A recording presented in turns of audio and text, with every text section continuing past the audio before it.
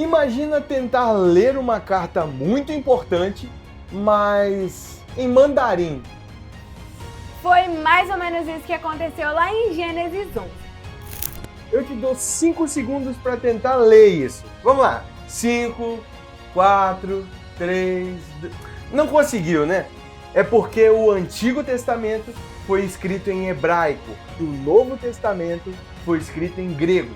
Sem tradução, a Bíblia seria um código indecifrável para nós. Na aula de hoje nós vamos entender tudo sobre as traduções do livro mais incrível de todo o mundo. Então vamos orar. Senhor, eu quero te pedir para que o Senhor venha abrir as nossas mentes e abrir o nosso coração para entender aquilo que o Senhor tem para falar conosco neste dia. Em nome de Jesus, amém!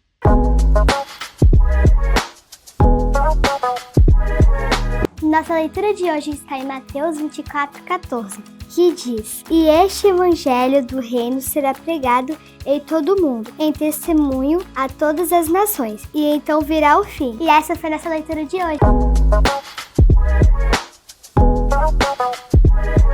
Você já se perguntou o porquê existem tantos idiomas no mundo? Em Gênesis 11, nós encontramos um relato interessante sobre a diversidade de idiomas. Devido ao orgulho e à vaidade, os homens desejaram construir um edifício que chegasse até o céu.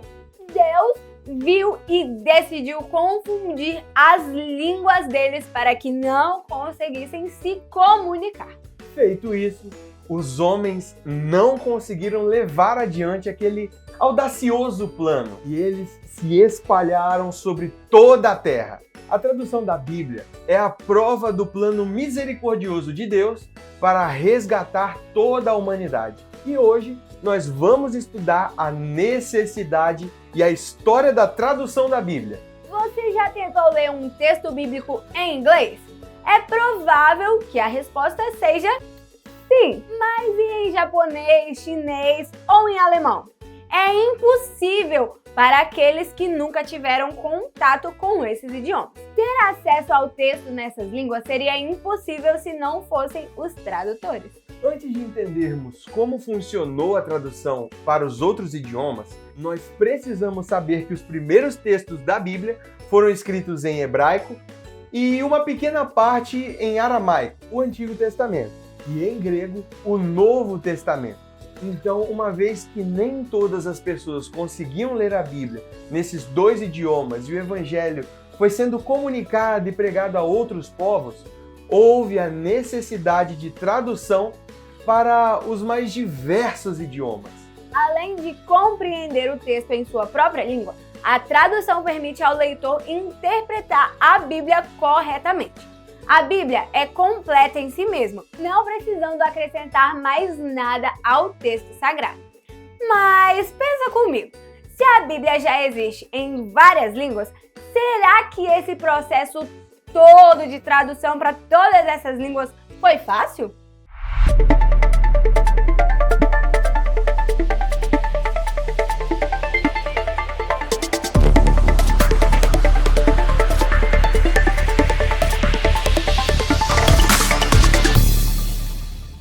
Pré-adolescentes, a Bíblia que você segura hoje viajou milhares de anos e atravessou muitos países para chegar até nós.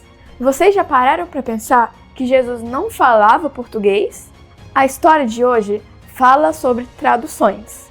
E aqui estão 4 fatos impressionantes sobre como a palavra de Deus chegou até você. Primeiro fato: você sabia que a Bíblia não foi escrita em português? Parece óbvio, mas muita gente esquece.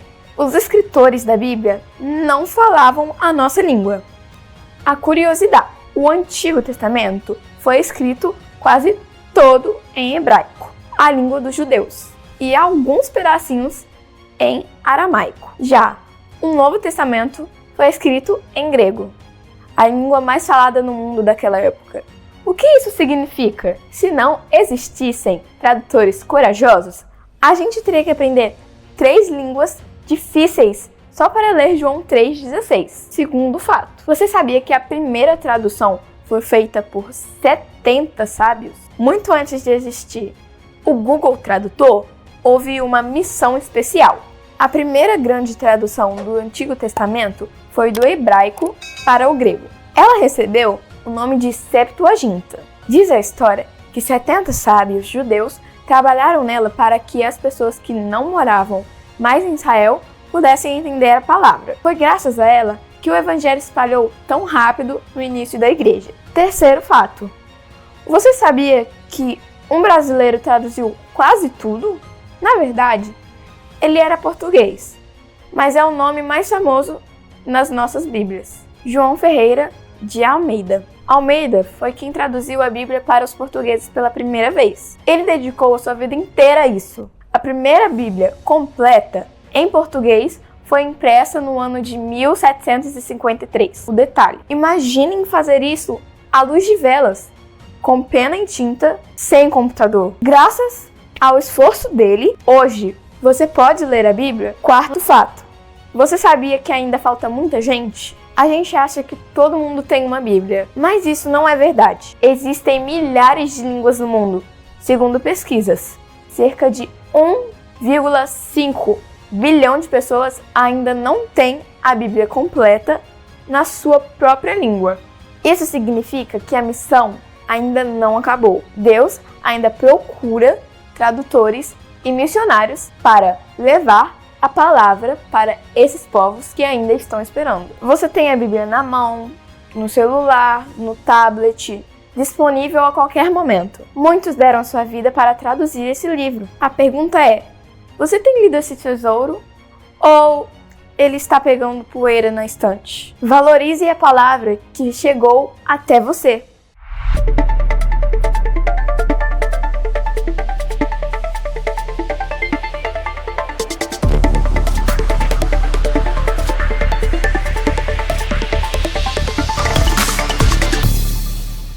Muito bem, muitos servos de Deus perderam suas vidas para que nós tivéssemos acesso ao texto bíblico como vemos nos dias atuais. Por isso, é muito importante valorizar a Bíblia. Afinal, ela é a palavra de Deus. Depois de muitos anos, a igreja estava crescendo e presente em vários países. Surgiu então a necessidade de traduzir a Bíblia para a língua dos países onde haviam cristãos. Mas aconteceu que os papas e as lideranças das igrejas da época foram contra essas traduções, custando a vida daqueles que ousaram desafiar o poder dessas lideranças. Como é maravilhoso saber que nós podemos ler a Bíblia em nosso próprio idioma. Mas, como vocês já sabem, nem todos os povos da terra têm acesso à Bíblia. Por isso é tão importante o trabalho da tradução da Bíblia. Jesus disse aos seus discípulos o seguinte: e a boa notícia sobre o reino será anunciada no mundo inteiro como testemunho para toda a humanidade. Então, virá o fim. Fica claro que Deus deseja alcançar muitos povos antes que venha o fim.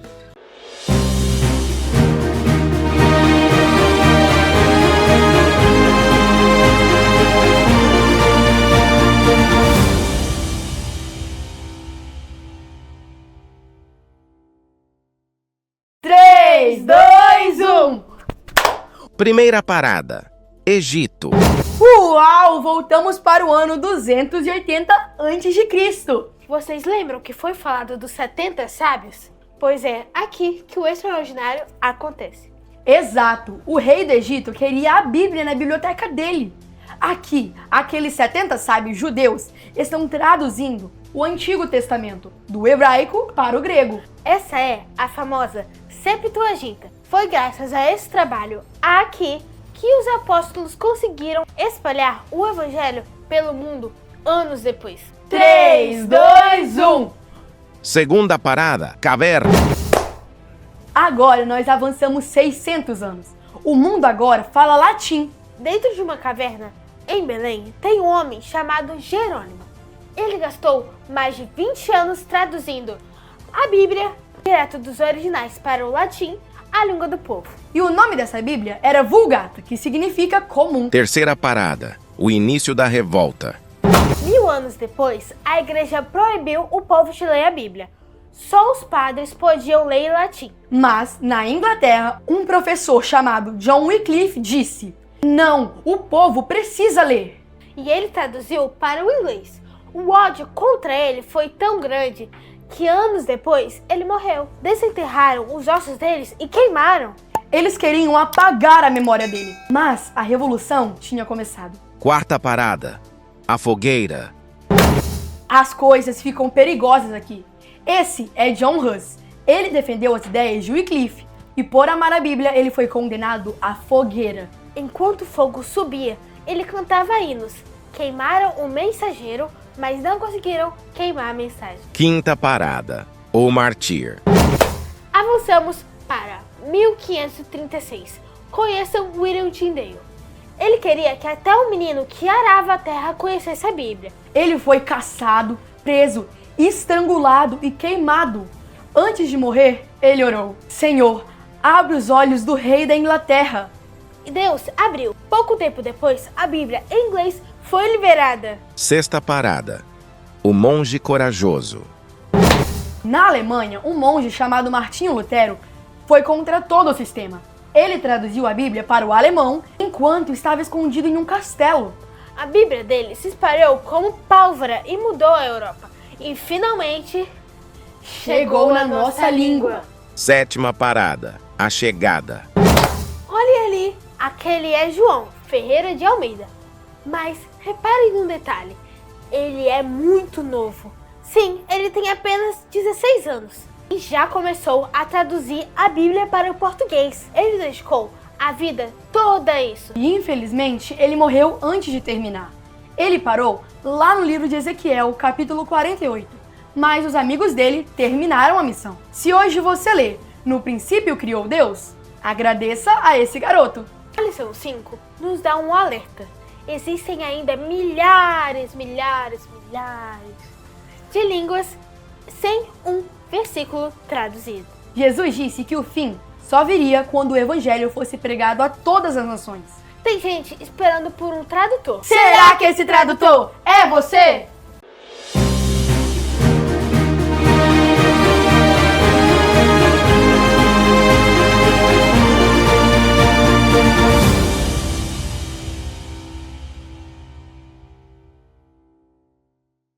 É incrível pensar que esses grandes homens de Deus fizeram tudo isso à luz de velas. Mas agora que nós estamos no ar-condicionado e com internet, você deve estar pensando: beleza, missão cumprida. Todo mundo já tem Bíblia, né? Infelizmente, não. Se a gente olhasse para o mundo espiritual agora, nós veríamos um mapa com muitas áreas apagadas. A Aliança Global Wycliffe soltou um relatório em 2020 que é triste de se ver. Então presta bem atenção nesses números. Hoje, cerca de 1,5 bilhão de pessoas não têm a Bíblia completa na sua língua nativa. E para você ter uma ideia, isso é mais gente do que a população inteira da Europa e da América do Norte juntas. São pessoas que nunca leram a história de Davi e Golias ou até mesmo Apocalipse na língua que elas falam. Nós estamos falando de 6.656 línguas que têm apenas pedaços da Bíblia. Mas o dado que mais dói é esse aqui. Existem 225 milhões de pessoas. Isso é mais gente do que a população do Brasil inteiro, que falam 3.945 línguas diferentes. E sabe quantos versículos elas têm? Zero. Nenhum. Nada.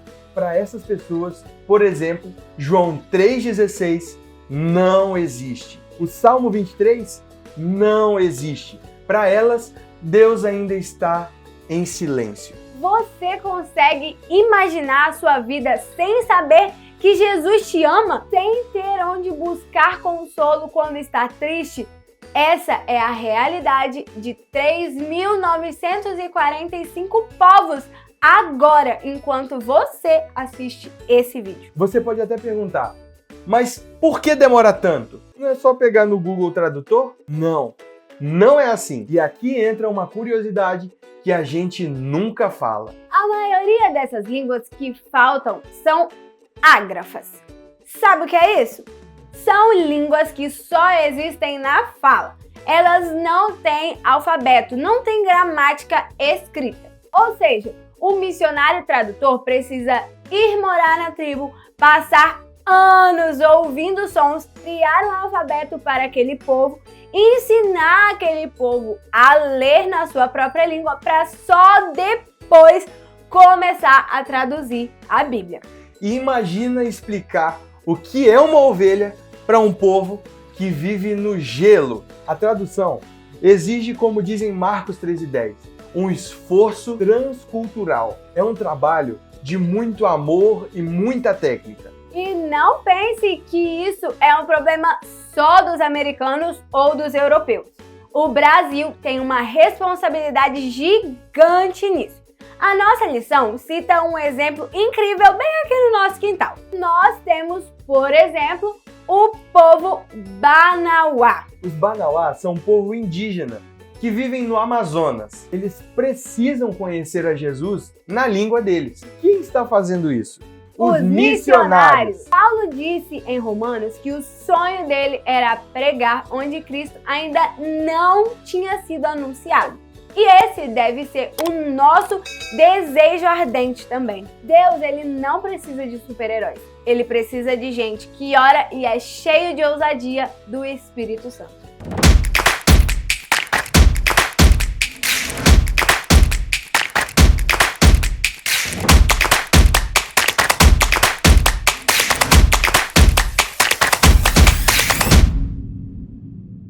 Olá, pré-adolescentes! Hoje a gente vai falar sobre Babel 2.0.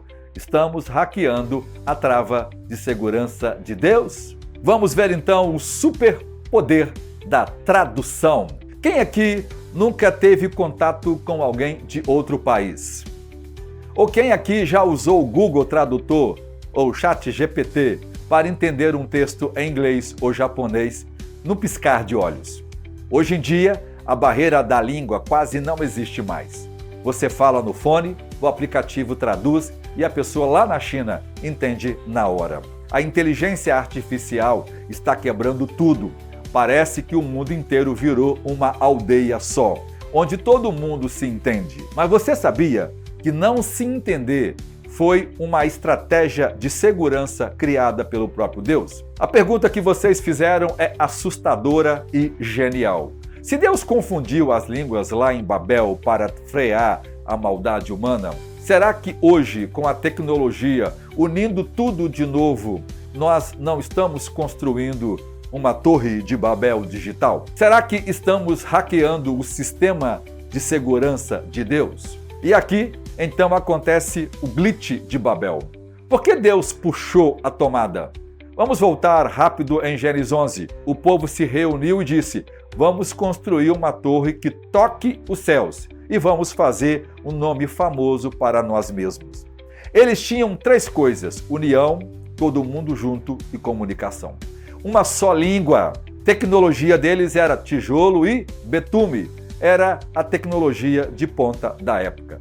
Deus olhou lá de cima e disse algo impressionante no versículo 6. Eles são um só povo e falam uma só língua. Agora não haverá restrição para tudo o que eles intentarem fazer.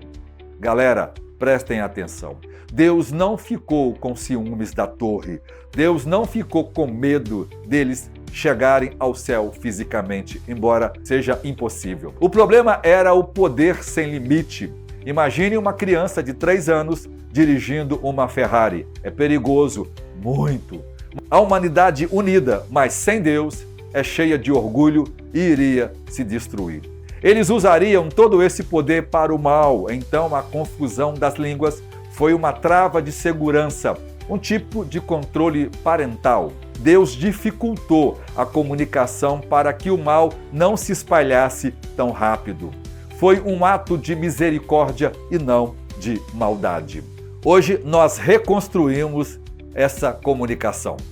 A internet, a IA, e a tradução simultânea removeram a trava. Um hacker na Rússia pode roubar um banco no Brasil em segundos. Uma mentira fake news criada nos Estados Unidos pode destruir a vida de alguém na Índia em minutos. Ideias ruins, desafios perigosos do TikTok e filosofias contra Deus se espalham numa velocidade que nunca vimos antes. Sim, nós estamos construindo uma nova Babel. Só que ela não é feita de tijolos, ela é feita de dados, algoritmos e Wi-Fi. Estamos perigosamente perto de novo daquele estado onde nada será impossível para o ser humano. E qual é o perigo disso? O mesmo de antigamente, o orgulho. A tecnologia hoje promete o que a serpente prometeu no Éden e que Babel prometeu: vocês serão como Deus. Queremos saber de tudo, o Google é sobre isso. Queremos estar em todo lugar, redes sociais. Queremos criar vida e inteligência, como a IA. Estamos tentando ser deuses digitais. E quando o homem tenta ser Deus, a sociedade quebra. Então, nós precisamos de uma atualização do sistema. Isso não quer dizer que toda a tecnologia é do diabo e que nós devemos jogar o celular fora. De forma alguma. A tecnologia é neutra. O problema é o coração de quem usa. Deus sabia que esse dia chegaria. Ele já providenciou a solução. Curiosamente, a resposta para Babel não é destruir a internet. A resposta está no Novo Testamento, em Atos 2, no dia de Pentecostes. Lembra o que aconteceu? O Espírito Santo desceu e o que ele fez? Deu o dom de línguas. Pessoas de várias nações ouviram os apóstolos falando em seus próprios idiomas. Em Babel, Deus confundiu as línguas para separar os rebeldes. Em Pentecostes, Deus usou as línguas para unir os salvos. Qual a diferença? Em Babel, o objetivo era: vamos fazer um nome para nós, o orgulho. No Pentecostes, o objetivo era: vamos proclamar as grandezas de Deus, dar glória a Deus. Então, qual é a sua torre? Nós vivemos num mundo sem barreiras. Você tem o poder na sua mão, que é o celular, de falar com o mundo todo. A grande questão não é se podemos construir essa torre digital, porque ela já está construída. A pergunta é: para quem você está construindo? Você usa essa tecnologia, essa IA, essa conexão global para promover o seu próprio nome, para espalhar fofoca, para ver o que não deve e para se sentir poderoso?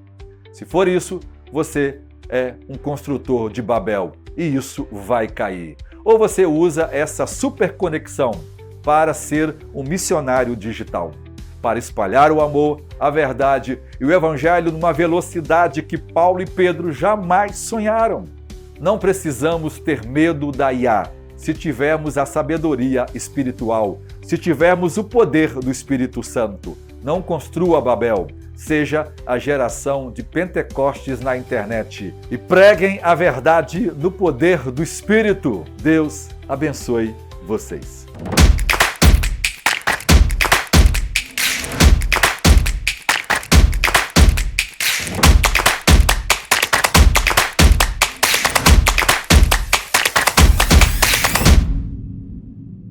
A tradução da Bíblia é a prova de que Deus quer falar com todo mundo. Não importa se você fala português, inglês, banauá ou mandarim. O céu, ele é para todos aqueles que creem e seguem a Jesus. E dito todas essas coisas, eu quero te deixar um desafio. E não é só comentar nesse vídeo, é orar. Ore hoje. Ore pelos tradutores que estão na selva ou no deserto. Segundo desafio, ore hoje pelos povos que ainda não foram alcançados. Terceiro desafio, valorize hoje. Leia a sua Bíblia, ame a sua Bíblia. Tem gente que daria tudo, daria a própria vida para ter pelo menos uma página dela. E falando em Bíblia, nós queremos apresentar para vocês o Devocional M'Cheyne, a Bíblia toda, o ano todo. E você pode adquirir o seu devocional McShane no site da Marcas Editora.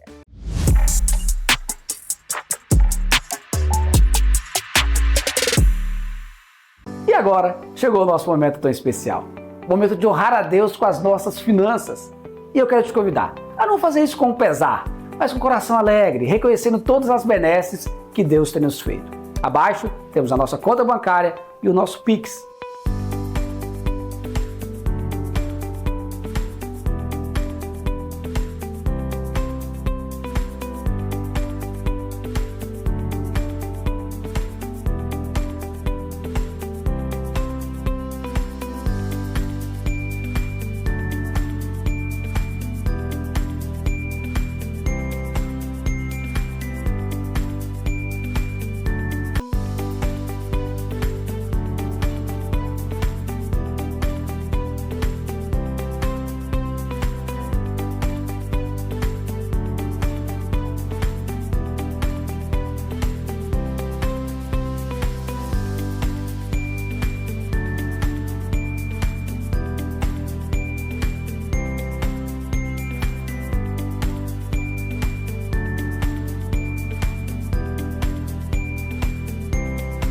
Mas eu queria te convidar também para um outro projeto, o Projeto 1000 Valentes. A intenção é adquirirmos este espaço que Deus tem usado para abençoar tantas vidas e você pode ser um contribuidor dessa obra.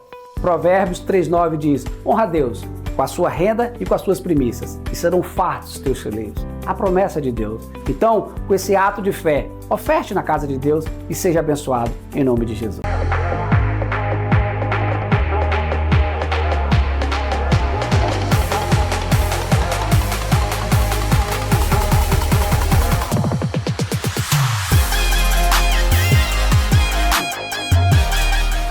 Agora, para adolescentes, chegou a hora da gente fazer o nosso quiz. E a primeira pergunta é: qual sentimento motivou a Torre de Babel? Letra A, medo da guerra. Letra B, orgulho e vaidade. Letra C, curiosidade científica. Ou letra D, obediência a Deus? Tempo da tela.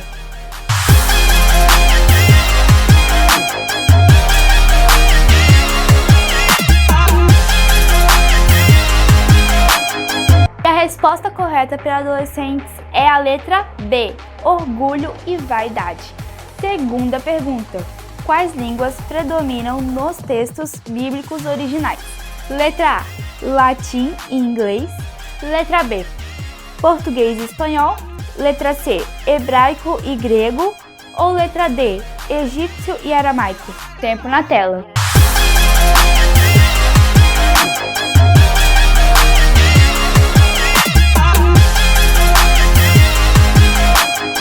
Pelo visto, para adolescentes acabou o seu tempo, e se você colocou a resposta da letra A, infelizmente você errou, porque a resposta correta é a letra C, hebraico e grego. Terceira pergunta: o que foi a Septuaginta? Letra A, tradução do Antigo Testamento para o grego. Letra B, primeira Bíblia completa em português. Letra C, o livro perdido de Moisés. Ou letra D, uma carta escrita pelo apóstolo Paulo? Tempo na tela.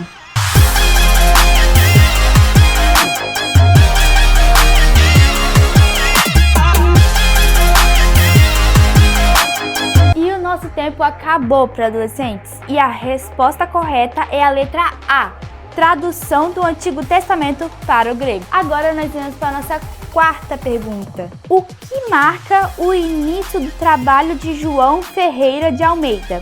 Letra A, traduziu a Bíblia para o alemão com Lutero. Letra B, começou a tradução com apenas 16 anos. Letra C, foi um dos 70 sábios da Septuaginta. Ou letra D, conheceu Jesus pessoalmente? Tempo na tela.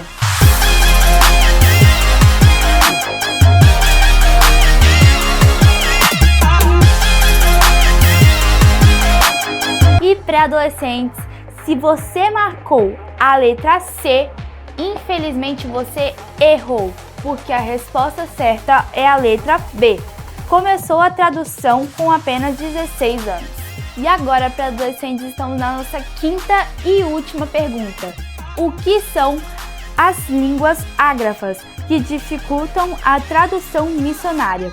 Letra A, línguas extintas e mortas. Letra B, línguas universais como o inglês. Letra C, línguas de sinais para surdos. Ou letra D, línguas que só existem na fala, sem escrita. Tempo na tela.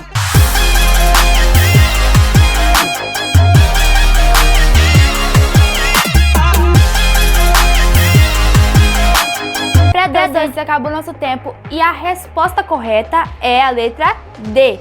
Línguas que só existem na fala, sem escrita. E é isso, tchau!